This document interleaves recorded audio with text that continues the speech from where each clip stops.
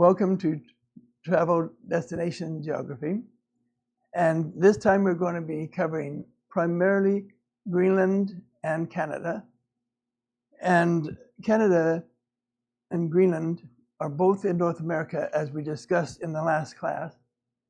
They're here, and they're close together, but they're very different, but they're fabulous. I always have stated that the best country for people to start traveling to, if they're not used to going international, is to go to Canada. It is so fabulous and easy to travel. You can even rent cars on your own, or you take train trips, etc. My wife and I loved Canada so much that we went on our honeymoon to Canada, to Prince Edward Island in Nova Scotia, over here in this part, and had a wonderful time. The reason we chose it is because it's the home of Anne of Green Gables. My wife wanted to see the home of the author and see where she lived. So we had a good time. But I tell you, if you get a chance to go to Canada, you will not regret it. They speak English and French on the east side. And they usually speak English quite well on the east side also. But it's a great place to go. And you can travel, as I mentioned, almost anywhere you want. There is a train that goes all the way from Montreal over to Vancouver, which goes across Canada, the Trans-Canadian Railroad, and it is a via rail, the train system like we have Amtrak, and it's a very nice trip, although I have never done it all the way across. I've done sections, but the middle part, right here, will remind you much of going across Kansas and Iowa. It's really quite boring, but the West Coast and the East Coast are very, very good. So you can, if you take the train all the way across, it's a good experience. I have friends that have done that. Canada consists of provinces and territory, and most of the people in Canada live within 200 miles of the U.S. border. And as you look at the cities, you can see they're not very far from the U.S. border. And the reason why is because it can be miserable in the winter up there. But there are some neat things to do and see in the northern part, but most people don't want to live there. And I don't think most of us would either, because it can be very cold and miserable. We'll start first of all with Alberta. Alberta is a province, and it's right here. It's big. Look how big it is. It's almost like Seattle to Los Angeles from top to bottom. But it is a very interesting place. It isn't usually where people will go immediately to see the whole province, but it has something very critical. You fly into Calgary, you rent a car or take a tour, you go over to Banff, you stay in Banff, which is an amazing place. Then you go not too far, about 45 minutes an hour drive north to Lake Louise, and you can stay in the Chateau Lake Louise hotel, and right on the lake. Make sure you get upper floor lake view rooms, and then you go up to the ice fields, and then you end up to Lake Moraine, and then you go up to Edmonton, and that's what everybody does, and it's well worth it, very much well worth it. It's a beautiful mountainous region and very neat. The train connect those places? No, you can't go by train. You have to go by land, either bus tour or a car tour. Yeah, and that he asked, is it possible to take a train between Banff Springs and Jasper? And the answer is no, you can't. But you can do it in one day, but that's it's not a long trip, but it's really too much to go in one day because you have to see stuff. Most people spend the night in Banff, 2 or 3 nights maybe, and then they go to Lake Louise, and then they will go up to the ice fields area and stay up there, or they will go on up to Jasper and stay the night in Jasper, and then they go on into Edmonton the next day. And that's where everybody goes, as I say. And but you can easily stay a week there. Now, British Columbia is on the ocean, on the Pacific, right here. again, it's the same size, like Seattle. Well, it's farther than that. It's like Seattle to Los Angeles. The projection is distorted north to south, though. Yeah, it's a little bit distorted, so you can't tell you exactly, but it's a long ways to drive it. And it is my favorite place in Canada, is British Columbia. Absolutely beautiful coastline, great cities, great food, and a lot of fun. Very neat place. And of course, everyone goes to Vancouver, but you need at least 4 nights in Vancouver to do it any justice. And then stay time in the island, Vancouver Island, which is just off. It's over here, Vancouver Island. And you can stay in Victoria and drive up and down. It's a beautiful, wonderful place. Easy, stay a week. What do you do when you stay there for a week? What do you do when you stay for a week in Vancouver? And oh my word, well, you can stay easy 2 full days with no problem in Vancouver. It's a magnificent city. And I would live in Vancouver if it was in the US. It's my favorite city in Canada. My second favorite is Toronto. But it's this beautiful coastline and wonderful food there, very international food. And there's a lot of things to do, museums and going along the coast, kayaking in the harbor there. What would be the top things to do if I was going to go to Vancouver for 2 days? What would you suggest that I see? Or you go out to the park, ride and walk across the bridge. He asked if you went to Vancouver for 2 days, what would you do? I forgot to repeat it. And then you try the food, and I would go up to Whistler, take the train and go up to Whistler, and stay at least 1 or 2 days in Whistler to hike. And if you're in the winter, they have some of the best powder skiing in North America. It is absolutely fabulous. And just go to the different museums. And if you're not going to stay in Victoria, we'll take a train over, a ferry over, and for the day. But no, you go for 2 or 3 days. It's well worth it. And then they're going across to Saskatchewan. Now, Saskatchewan is right here, and it is, the lower part's not that beautiful, but it reminds me of the northern part with the lakes and all the trees and forest of the northern Minnesota. It looks something like that. The southern part is more rolling hills and farmland and things like that. So it's not as interesting. But Saskatchewan, it is neat because you go to Regina, and it has the home of the Royal Canadian Mounted Police. Their headquarters are there. And not that it's critical, but they're world famous. And so that people go there to see that place. But no, it's really neat. The next place is Manitoba. Manitoba is next door. It's right here. And the main reason people go to Manitoba is to go up to Churchill. It's up here. Where is Churchill? Up here. You will normally fly into Winnipeg down here, and then you fly up to Churchill up here. And the reason you go there, there's several reasons, but you go there like October, and you go amongst the polar bears.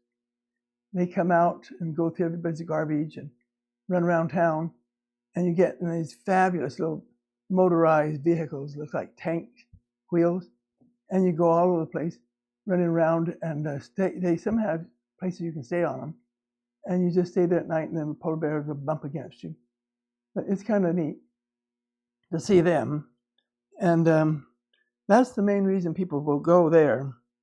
But then another one, we'll jump across to New Brunswick.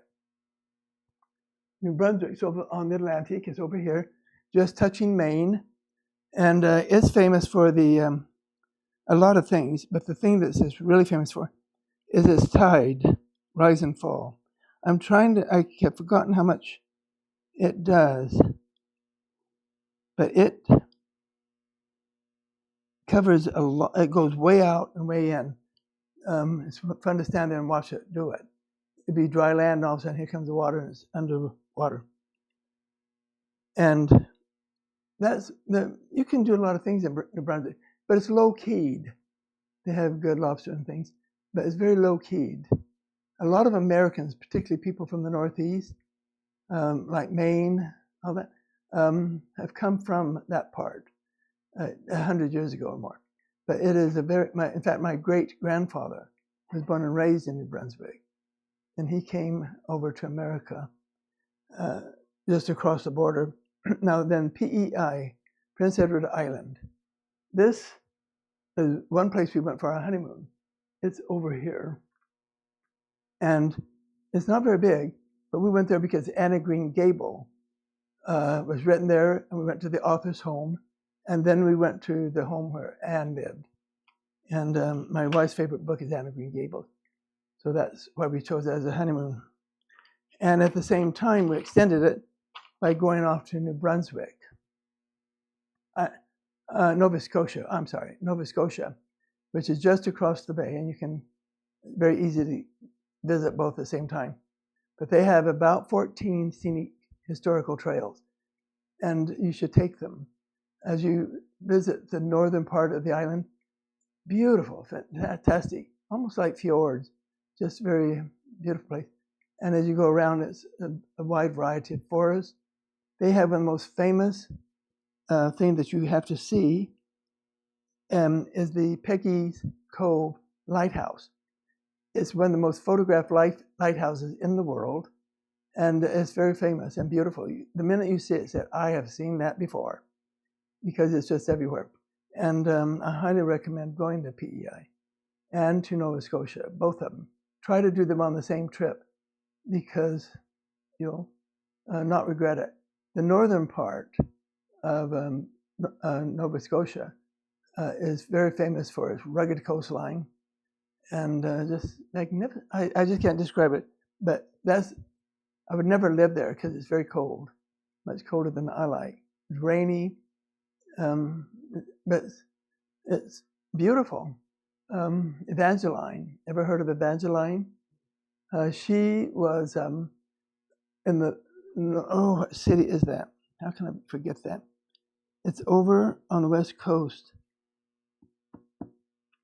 That's weird. I can't find it. But it's over on just straight across the opposite coastline of the island from Halifax, the capital. And there's a church there with her statue. And that is where it's acclaimed that she met this sea captain. It reminds you a lot like Madame Butterfly, the opera. But she fell in love with him, and he promised her all kinds of things and never came back.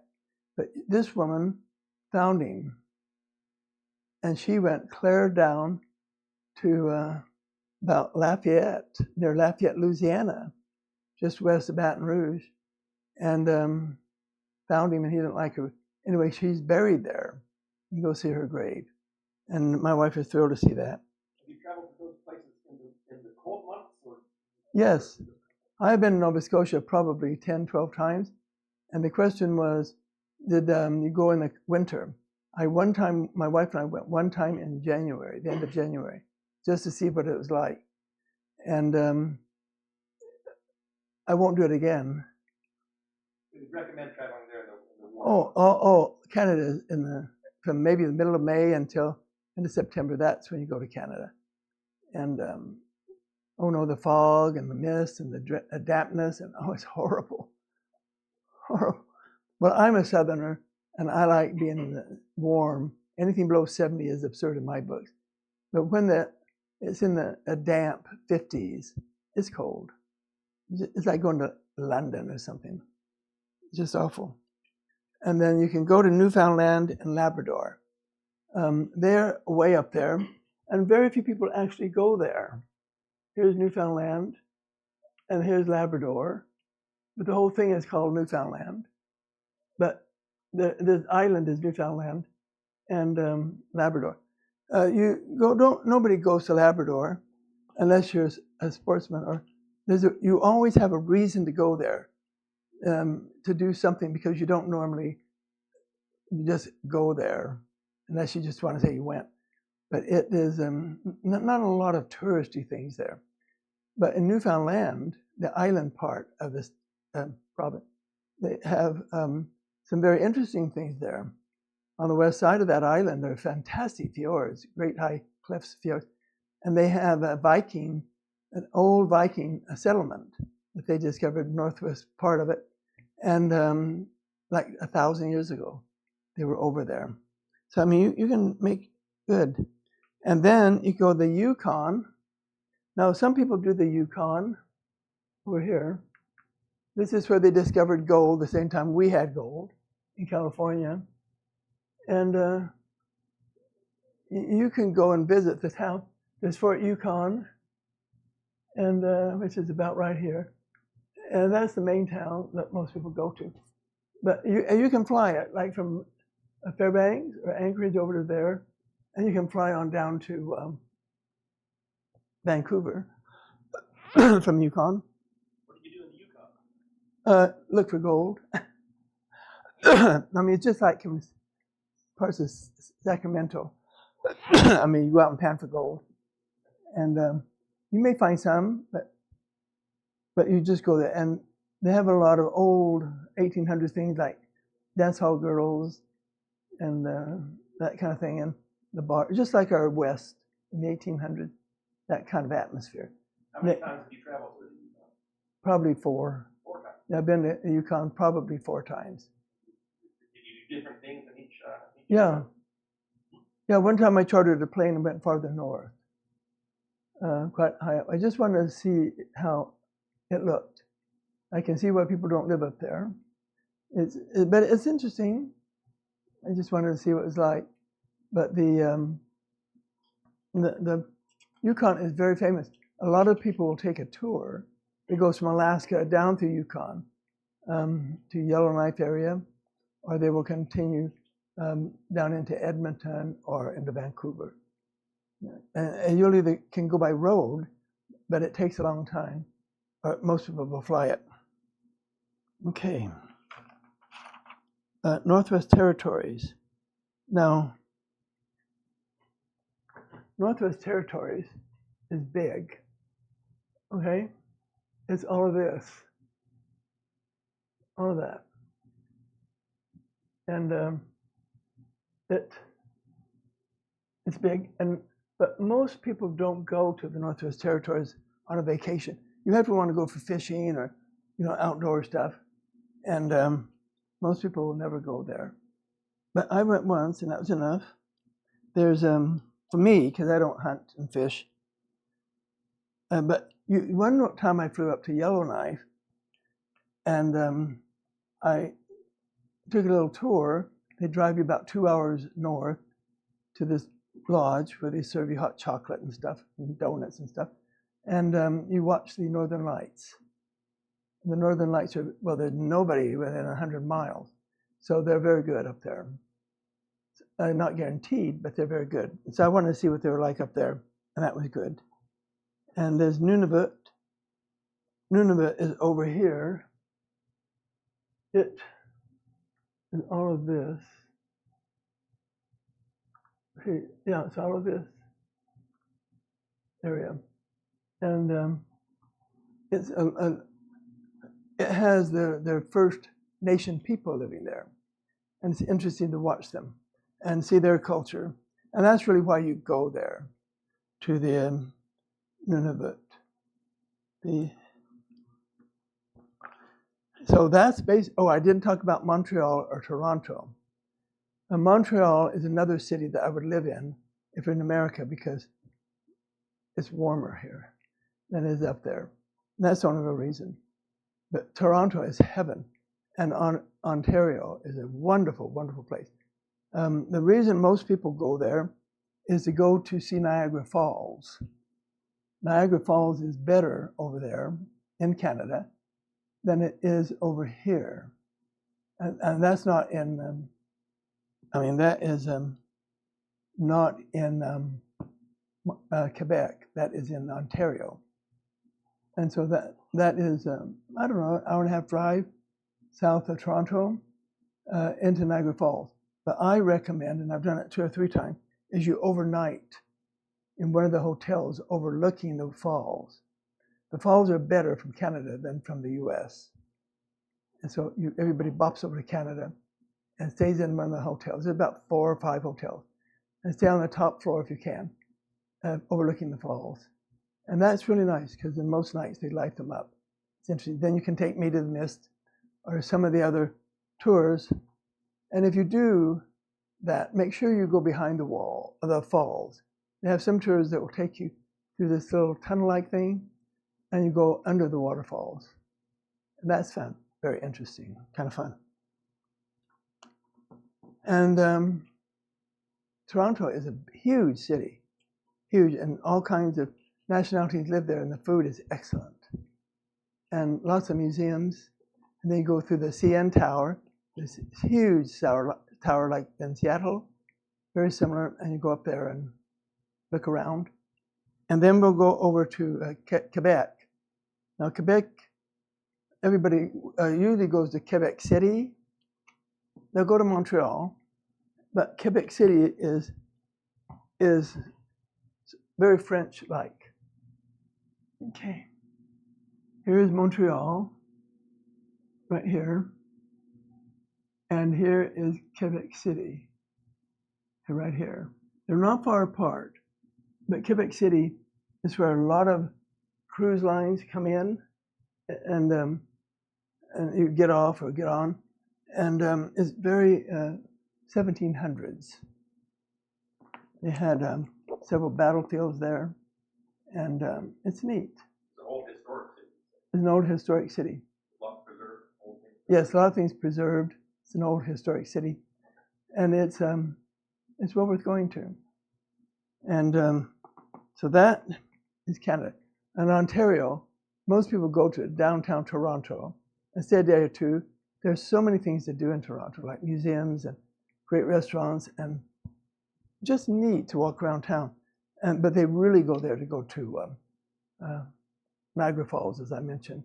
And the other little thing, they have little cruises that take you through the waterways, and not from Toronto. You have to go over Kingston or something. All right, now here we go to Greenland. Now, what most people don't realize is Greenland, and it's not as big as that looks, okay? They just do it. But it is big, because I've flown over. What's neat is to fly from like LA nonstop to Moscow. You fly right over the top of it. Seattle to like Denmark or somewhere. You get a lot of it. You end up going like over this. So it is, you can go there. A thing about Greenland, how do I explain Greenland? You only go in the summer. There's only about 3.5 months that you really can go and enjoy it. There are a couple of little towns. No, there are no big cities, no skyscrapers, just little villages where they go out and fish and hunt whales or whatever they're going to do. And they have an airline there that will fly you between the points of Greenland. And so I need to visit at least two different areas. And you can fly nonstop from Newark to Greenland now. And that's a good place to start. And then you go around, spend maybe a week in Greenland. You can go hiking on the ice, all kinds of stuff. They've got a beautiful hotel, but quite expensive, that is out on the east coast of it, inland a bit. But I mean, all kinds of experiences, boating and mainly flying, because you look at a massive amount of ice. It's unbelievable. So that is, I don't know anything else. Oh, it belongs to Denmark. Well, they're independent, but they're very closely aligned with Denmark. Have you traveled to the northern coast of Greenland? I've only been, I don't know which, but he said, have I been to the northern coast? I have been from up here it's about 5 or 6 places from here over to here. But I've never been up here. But some of the little towns and all that, they have is it called Greenland Air? Or is it Air Greenland? I think it's called Air Greenland. It's a local thing. And they have small planes, and they used to have helicopters. So maybe they're using both now. But when you land, you think, where am I going to stay? What am I going to do? Because there's not any big hotels, famous chains, Holiday Inn or anything like that. You just have little bitty inns and stay with people like a B&B. So is that the northern part of Greenland that you traveled, is that the most northerly place you've ever been? I don't know. I've never thought of that. I don't know. He asked, where is the most northern place I have ever been? I don't know, because I've never thought of it. I don't think of going that. Well, let's just look for a minute. North of Barrow, Alaska, north of anywhere in. Yeah, but see, no, I have been here, in Spitsbergen. I've been to these islands, and I've been to. See if we can find it here. It's they say it's the most northern city in the world. I don't know if I agree with that. Why can't I remember? It's up here somewhere. And they claim Resolute Bay. I've been to Resolute Bay, and it's way up here. And as I said, they claim it's the most northern city in the world. But I'm not so sure. I think one of the towns up in here was higher. And I mean, I've been to this part of all this, but see, that's much higher. And this is a little higher. So I think this distorted, so you can't really tell. So I don't know. I've been to the top of Alaska several times, like Barrow and all those. And they're very high up, but I've never thought of it. I know the most southern I've ever been, except Antarctica, is down to Punta Arenas and to Ushuaia. The bottom of Chile and the bottom of Argentina. Well, I've actually been down to here and gone through here, but by boat. And this isn't very far south. Well, no, I lived in Tasmania for 9 months. I think that's more north than this is. I never thought of it. That's interesting. So, on Greenland, you have to take a tour, basically. You really should, because you don't have the hotels reserved for you and transfer you around, because there's no rental cars, there's nothing like that. You have to go with somebody that is there and will show you around. Now, they do have a cruise. I haven't done it because I think I just don't want to do it. But I have a very good friend that has taken it, and it goes basically around Iceland.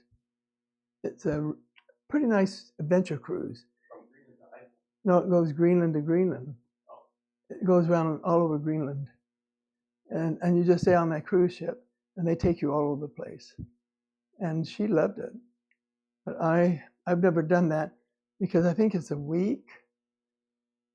And I'd rather do something else for a week than do what I've already basically done. But in Greenland, how many fjords, much ice can you see? But no, it's fascinating. Everyone should go there, and I'm not knocking it at all. But I don't want to cruise it. But she loved it. So that is Canada and Greenland.